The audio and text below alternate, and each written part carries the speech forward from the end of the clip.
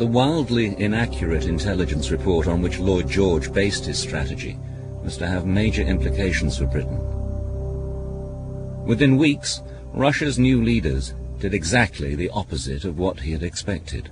Not only did they pull out of the war, they opened up the archives of the Tsarist Foreign Office and published the secret treaties. The very treaties Britain had engineered with her allies to carve up the Ottoman Empire, and to which Russia had been privy. That, of course, is a very great embarrassment to the Western Allies, because the Allies have been doing all sorts of deals behind the scenes in which they have handed out to each other large sections of the world, meanwhile openly preaching that they are fighting the war in defence of democracy, and of course also telling, among others, the Arabs, that they are supporters of self-determination for the peoples of the Ottoman Empire. Publication of the secret treaties by the Bolsheviks certainly created enormous suspicion in the Arab world, and this meant that the Sharif Hussein and the others said, wait a minute, what's going on? Why are you not giving us independence? And secondly, why are you dividing us up into Zone A and Zone B? And at that point, of course, the Arabs realized that not only had the British got their own particular interests, for example, in the ports of Palestine or in Iraq, but that they had promised other things to the French.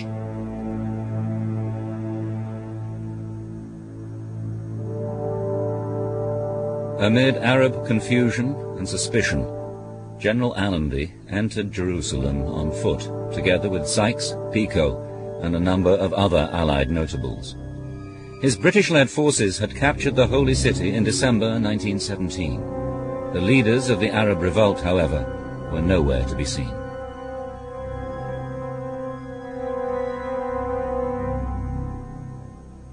Fearing that Hussein and Faisal might lose heart, the British government forwarded a message to them, reiterating British commitment to Arab independence. The Arab race shall be given full opportunity of once again forming a nation in the world. This can only be achieved by the Arabs themselves uniting, and Great Britain and her allies will pursue a policy with this ultimate unity in view. Hussein stayed loyal to the Allied cause, still prepared to accept Britain's word on Arab independence, although he spoke of settling accounts after the war.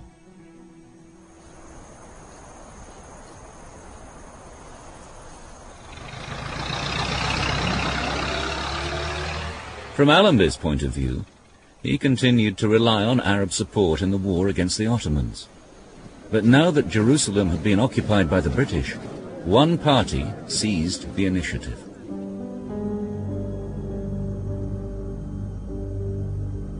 In April 1918, Chaim Weizmann and the International Zionist Commission traveled to Palestine to lay the foundation for a Hebrew university.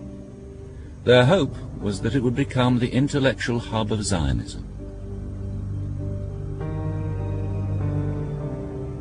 Weizmann's visit, however, caused widespread alarm and indignation among the Arab population. And when he and the chief rabbi of Jerusalem met General Allenby, it looked as if Britain was preparing to honor the Balfour Declaration.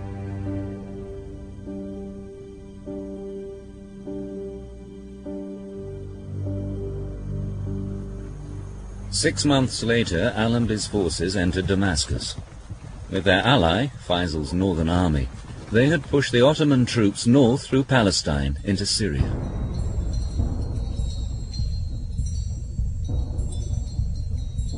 The Arab revolt did contribute to the victory of the Allies. First of all, it protected the British flank in Palestine. Second, it kept a number of Turkish and German troops preoccupied. And third, the British could have never legitimized what they were doing unless they had the blessing of a particular Arab force.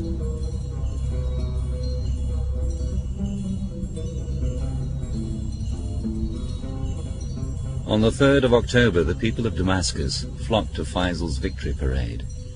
If he was to seize power, he knew it was of great importance to make his presence felt and to be seen by the Arab people as their liberator.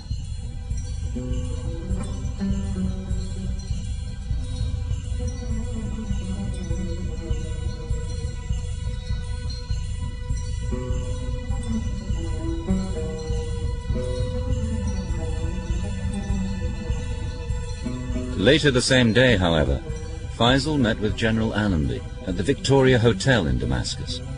Allenby warned him that his rule in Syria would be limited. The British, by that time, knew that they were going to hand over Syria to the French, so they couldn't actually accept Faisal as a legitimate ruler. All they could do is to pay him his salary and the expenses of his army and his administration. Undaunted by Allenby's warnings, Faisal assumed the title of governor of Damascus. With the support of his father, Sheriff Hussein, he set about creating a power base for their goal of an independent Arab state. On the 31st of October, the Ottomans were finally defeated.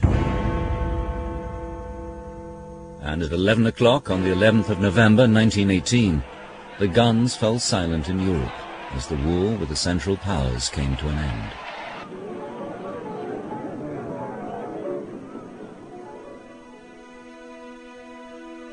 The peace conference at Versailles began in January 1919.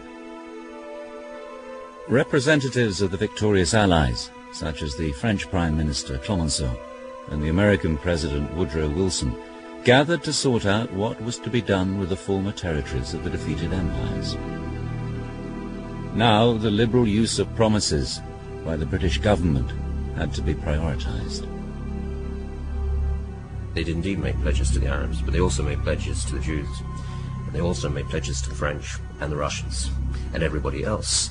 And these people saw the world as an imperial world. Not only did they want to carve out the Middle East, they wanted to carve out Russia. They thought this was the last great moment in which the imperial powers would be able to sit down and grab what was going, particularly since there was no one to stop them. But Britain and her old ally France were up against the American President Woodrow Wilson's vision of a new world order, which promoted national self-determination. Once independence had seemed to be a possibility, that this principle of self-determination, supported by the Americans, was going to be offered to all those who were to be liberated from former empires like the Habsburgs and the Ottomans. What the Palestinians wanted was an independent state. In fact, Faisal had come from Damascus to plead the Arab cause. But the future of Palestine in the Middle East formed part of Britain's pledge to France in the Sykes-Picot carve-up.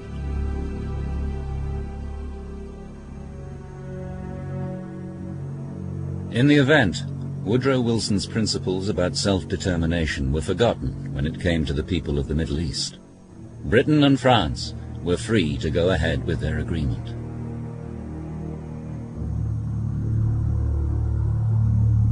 But what of the promises Britain had made to the Jews regarding Palestine?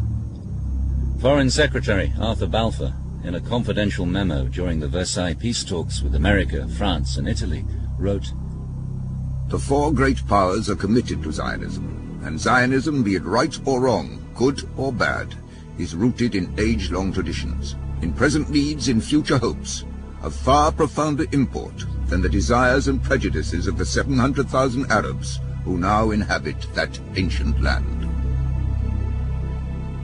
That might sound like a warm endorsement of Zionism, yet further in the post-war memorandum, Balfour hints at a much more cynical agenda. So far as Palestine is concerned, the powers have made no declaration of policy, which at least in letter, they have not always intended to violate.